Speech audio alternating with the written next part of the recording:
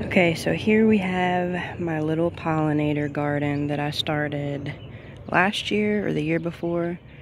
We have the yarrow there. We have some irises that I brought back here that were out front in my flower bed that was getting too shady for them to bloom. We have a big pine tree and it's getting bigger every year, and it's just casting more of a shady shadow over the front flower bed. So I brought them back here. They're little purple, these grassy looking things, little purple irises. Then we have the coneflower that I started from seed a couple years ago. Just got it to bloom for the very first time last year. It was so exciting.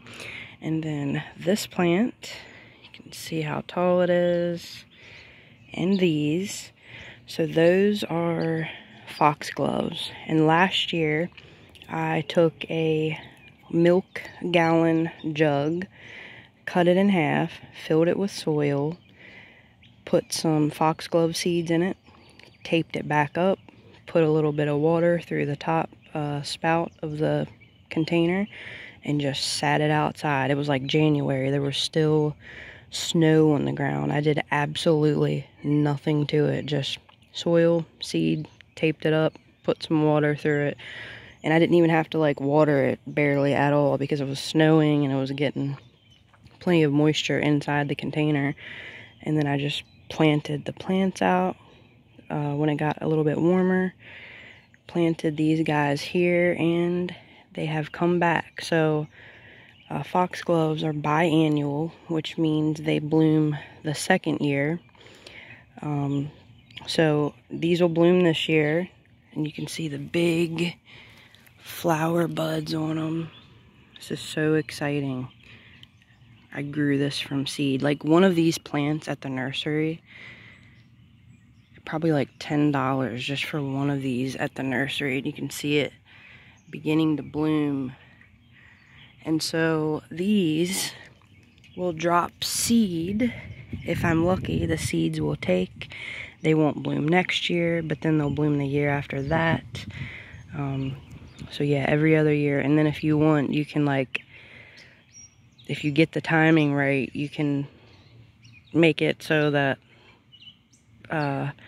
if I would have started some seeds this summer, this winter, this just past winter, they would have bloomed next year while these weren't blooming and they were dropping seeds. So a little complicated, but yeah, every other year if the seeds take.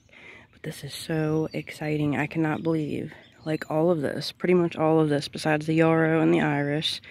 There's some lavender over there, also planted that from seed. There's some calendula there, came back from a seed. Everything but the yarrow and irises here, I planted from seed, and it's all come back. So cheap, so easy.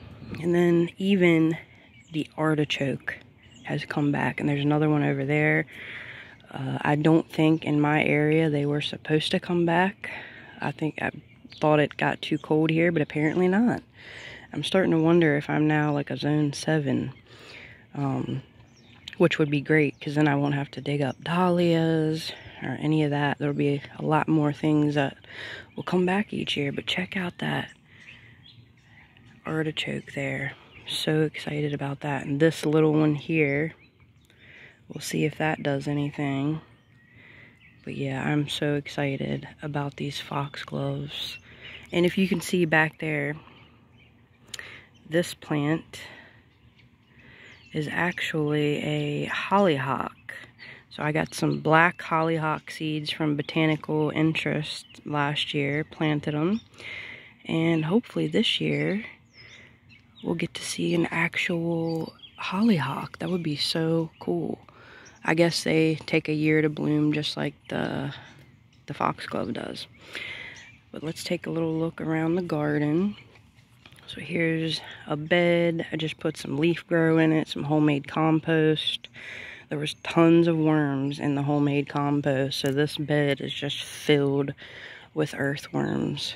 And that'll be so good for the soil. I put a little bit of granular fertilizer in it. We laid down some mulch for the paths. Beds are looking really good. We put down some leaf grow. You can see this dark brown here. It's not mulch. It's actually leaf grow compost. And I know also from Garden Answer, instead of putting down mulch, she just puts down compost, and I can see why. It looks really good. It looks exactly like mulch, but you're actually adding like some good nutrition to the soil. Don't mind the mess here and the irrigation hoses, soaker hoses. But yeah, all the beds have been weeded and prepared. I might put down a little bit of garden lime just to help with some calcium so we don't get any blossom end rot. I had a lot of peppers last year that had blossom end rot. It was so strange. No tomatoes, just peppers. And then here you can see some compost. The hosta that I put in last year loves that spot so much. Mother-in-law gave us a bunch of hostas. Nothing ever grows in that spot right there, so I decided to just stick it there. It's in the shade. It stays moist. I thought it would love it, and it does. But the dianthus that I had around it, I think it was a little bit too shady for that to come back. And then we have the radish bed here, completely empty. Haven't planted any radishes this year. I'm not exactly sure what I'm gonna plant in this bed. But yeah, that is the garden all set up and ready to go, ready to plant. I might go ahead and stick in a couple early tomatoes and just see how they do. Give them a little head start.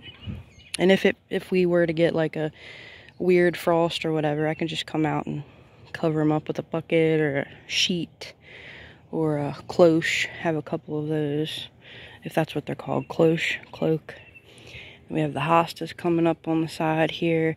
Here's the seed dahlias that I planted last year. I got a pack of seeds from Lowe's or Walmart. Never saw anybody grow dahlias from seed. Everybody always gets tubers. So I planted some of these, put them in the ground, and they have actually come back. And I know seed dahlias, they will create tubers. So I guarantee there are some tubers under the ground right here, which is awesome. We must have had, there's another one too. So 3 plants here. You can see some morning glory seedlings. If you see a seedling that looks like this, you might want to pull it up because it's going to overtake your whole garden. But yeah, I'm so excited about the dahlias. And then you can see right here, gladiolus. I originally planted 1 bulb from the Dollar Tree, and it has multiplied and came back. So that's exciting. And we have more dahlias that have come back over here. You can see they look like really stalky little stems, nice and established. That'll be so cool. I think the bugs got a hold of this one. And then there's another one, and then another one around there. And then this is actually a lily that my husband got me for Mother's Day last year. And lilies are extremely toxic to cats, so I took it outside and just left it out here. Didn't think in a million years that it would ever come back, but it has. It's got some grass seedlings in there with it. But yeah, I'm gonna take this and put it out in the front flower bed and see how it does. And then here's the Dollar Tree hanging baskets. I think I might still put a little plant in there, I don't know, a little petunia or vinca plant. Maybe we'll see, maybe a new plant that I've never had before. They're just so tiny and you have to water them so much. And then the hostas on this side looking good. Coming back faithfully every year since we lived here in 2017.